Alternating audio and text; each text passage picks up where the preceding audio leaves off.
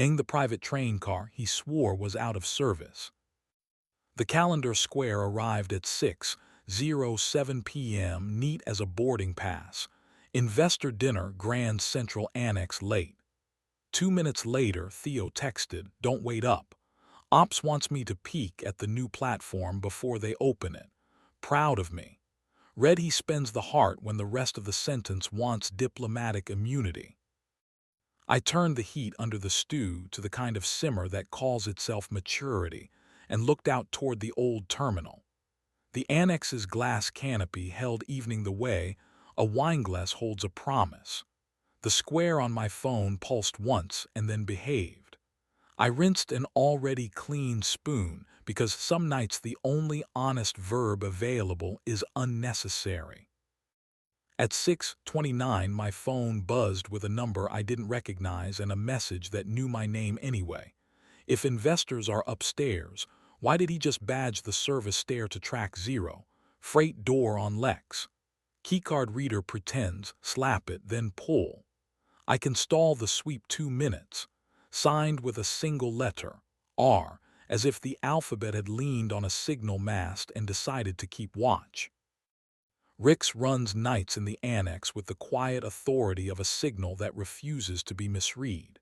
He and Theo trade competence in a dialect of timetables and liability. He and I have shared 2 cigarettes beneath a clock whose hands dislike being honest at midnight, and once we laughed hard enough that a ceiling camera tried to learn humor. We have not touched.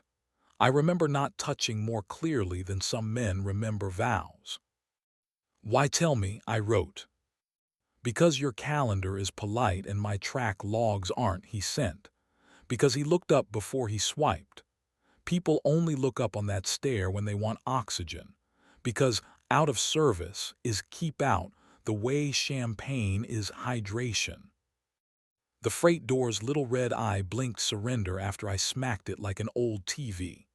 Inside, the stairwell cooled as it spiraled down, the air changing from lobby perfume to iron and old stories. At the bottom, track 0 was a private platform the brochures pretend not to know, a narrow country of shadow and polished rail. A carriage sat there, a private car dressed in midnight paint and unapologetic brass, the way money remembers yesterday. Its nameplate said Mercury in letters that had never lost an argument. The vestibule door was open a polite inch, held by a folded linen that did not plan to apologize. I stepped up into a parlor of overconfident velvet, tulip lamps, a bar set with 2 crystal glasses, and a floral arrangement that knew it was a witness. Theo stood near the picture window with his jacket off, and his shirt open 1 button past credible, tie folded into a pocket like an alibi.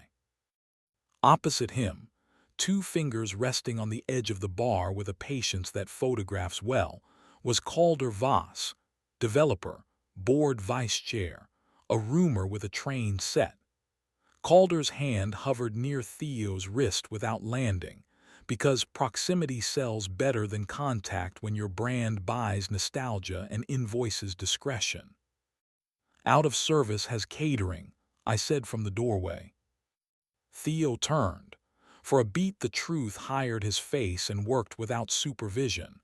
Then the version of him that does investor meetings woke up and adjusted the lighting. "Miles," he said. How did?" "Rix believes in nouns," I said. "I believe in doors." Calder smiled in the fluent tone of a man who has the good grace to look like he belongs everywhere. "We were discussing the annex opening," he said. "Donors adore context." "I prefer context that doesn't need a velvet sofa," I said. Theo took a single step toward me and gave the second back to the carpet. "We were reviewing logistics," he said. He wanted to feel the platform from the train's point of view. "Perspective is everything," Calder said. He lifted his palms, magnanimous parentheses. 2 minutes. The sweep is punctual, I try to be. He drifted down the aisle toward a glass door marked private in very polite gold. As he passed, Two fingers tapped Theo's shoulder, punctuation, not possession. The train hummed like a patient animal. Theo looked at me like a man trying to remember whether the door he chose counts as exit or arrival. "I was going to text you," he said, lower now, using the register he keeps for mornings and the soft under my jaw. "After. I wanted to know I could leave this room without letting it correct me." "You wanted to be caught," I said. "Not punished, caught." He let out one breath. In a rail car, breath becomes timetabled. "Yes." There is a temperature at which grammar resigns. I closed the short distance and put my mouth on his because steel deserves honesty now and then. He kissed back with the relief of a man who has been paying interest on restraint, compounding nightly. He tasted like donor bourbon and polished wood. My thumb found the hinge of his jaw and pressed. He made the small, involuntary sound I keep receipts for. His palm slid under my shirt and settled flat between my shoulder blades like a promise that refuses to be notarized. We didn't undress. The car would have charged extra, and the cameras like to act literate. He broke the kiss first because he knows the exact second heat applies for narrative. He rested his forehead against mine while the rails whispered neutrality. "I didn't kiss him," he said. "I wanted to want to. I texted Rix." "You did," I said. "He prefers oxygen to salvage." From the private door, Calder tilted his head with the tidy curiosity of a man who has never missed a connection and isn't about to start. He did not come closer. Somewhere up in the annex, a saxophone tried to teach a ballroom about sincerity. "Come home," Theo said.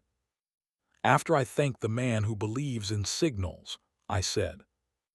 Rix was waiting in the vestibule shadow like a comma that had earned its pause, a key ring looped over two fingers, radio asleep. He didn't smile.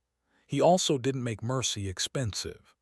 "Sweep hits this platform in 90, he said. "If you don't want to debate policy with a flashlight, cross to the mail tunnel and take the west egress. The maintenance cam thinks every dolly is somebody's problem." "You sent the message," I said. "I opened a door," he said. "You too did the math." The mail tunnel smelled like dust that had learned endurance. We walked fast under brick arches that understood secrets better than locks. West egress. Service great. Night. The city exhaled its usual alibi. We took the long way home because sidewalks don't invoice and lobbies do. In the kitchen, the stew forgave me for pretending it could wait forever. We ate standing like mammals who know where the bowls live. He told me Calder had been sculpting a compliment into a proposition for 3 weeks, and he had helped because selection feels like love when usefulness has emptied your pockets. I told him Rix had texted because some people choose air and some choose alibi, and not all of them can keep time. He didn't ask whether Rix and I had ever been colossally stupid together. I didn't say that under the annex clock. Cigarettes learn a man's mouth the way timetables learn excuses. We didn't fight. There was no theater left to sell. Later, in bed, we left a sliver of cool like a reservation and then let it surrender because the night had already billed us for restraint. He kissed me with the steadiness I trust more than policy. I put my mouth where his jaw goes humble and told it a morning. It was heat without witnesses. The building minded its radiators. Far away, the annex rehearsed applause for an audience made of mirrors. He fell asleep with his hand on my wrist, not as proof, not as claim, just counting the animal we've decided to keep. Morning behaved. Coffee made its case. The calendar square for tonight stayed blank, which in this city is the kink we can afford. Thea tied a tie over a throat I intend to retire with patience, kissed me like the door already knew our names, and left to explain schedules to people who believe delays are a moral failing. At 9:09 a text arrived from a number saved as one letter. No car cam saw anything but upholstery. I looped a brake test for 20. Consider it training. I sent, you're very proud of your training. He replied, I'm proud of your exit. No punctuation correct. By noon, a business blog posted a photo of Calder in the annex's Great Hall with a caption about stewardship and scale. I scrolled past. It wasn't our room. At 1:26, Theo sent me a picture of our kitchen table with the plant we keep refusing to let die basking in a responsible rectangle of sun. Room exists, he wrote. The week pretended to operate on time. Calder emailed a revised pledge with fewer adjectives and more commas. Theo read to the part where the commas began to behave like a harness and set it face down. He came to me and pressed his forehead against my temple for a patient count of 7. We didn't say anything the city could monetize. 2 nights later, the annex hosted a public rehearsal for the opening, honest tickets, real people, kids learning that trains promise direction even when they only deliver motion. We went together, because sometimes the correct grammar is plural. Rix nodded once from a service door like an usher who had already chosen a side. Calder shook Theo's hand while a photographer taught marble to glow. A reporter asked about legacy. Theo pointed at a porter teaching a volunteer how to coil a hose and said, legacy is what keeps the platform gentle when the train is late. And the reporter wrote it down like she'd earned a truth. On the way home, we cut along the viaduct where the river rehearses reflection. Theo slid 2 fingers into my back pocket in the way that says not mine but here, and the night decided to respect it. We burned the garlic bread and ate it anyway. At the bedroom door, he kissed me the way good sentences land, without ornament, unavoidable. I answered as if verbs were the last honest currency. It did not stay tidy. It never does here. An anonymous account posted a grainy still of 2 silhouettes framed in a private car window, one hand too near to be polite. The caption invented entanglement. The comments rented outrage and billed per breath. I put my phone down next to the plant and watched the plant win. Theo texted a different image. Track 0 in daylight. A mechanic on a creeper inspecting a brake line while Rix watched the clock like a priest. Our version works for a living, he wrote. On Sunday, Rix texted, Annex is quiet. Want to sit where nobody sells you a seat? We went. He poured us paper cups of coffee that tasted like schedule and showed us which signals lie when the rain gets personal, why you never trust a door that apologizes, and the exact cough a compressor makes before it decides to tell the truth. He didn't flirt with anything, not even the truth.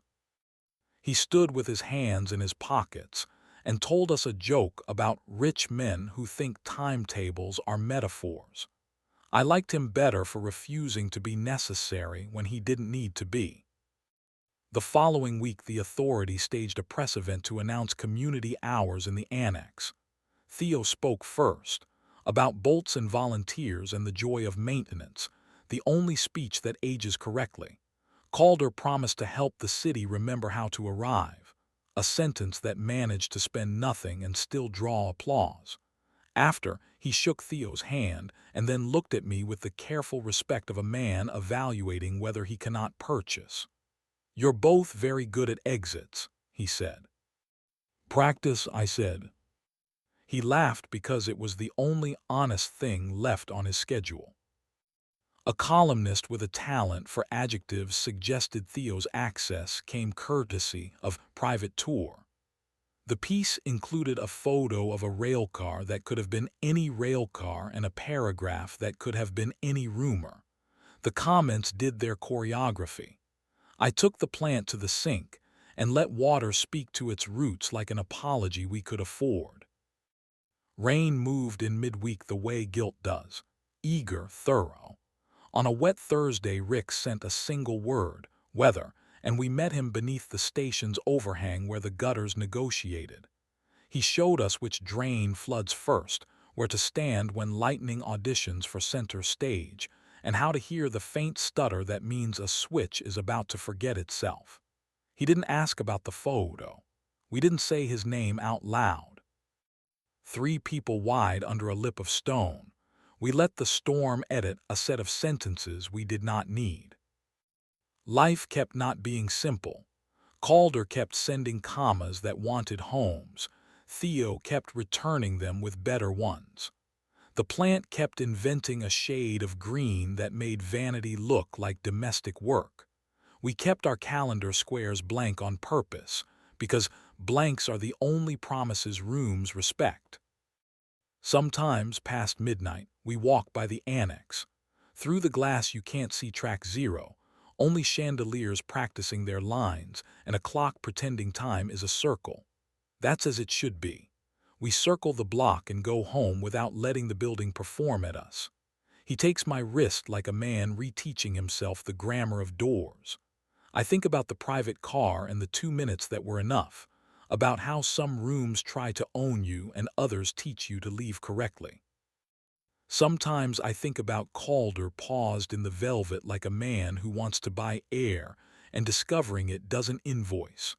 Sometimes I think about Rix's line, "I opened a door," and how it's the only biography I want for this version of us. Tonight's square is empty. We're leaving it that way. Let the annex keep its speeches and the city its applause. We have the mail tunnel, a plant we refuse to let die, and the quiet grammar of a decision that knows where it belongs. Not in the rumor, not in the photo, but in the mouth that learned to say come home and mean it. If we get caught again, let it be by each other. The rest of the world can rehearse arrival. We'll be in the room that doesn't need it, counting breaths until they sound like tracks aligning, and calling that enough.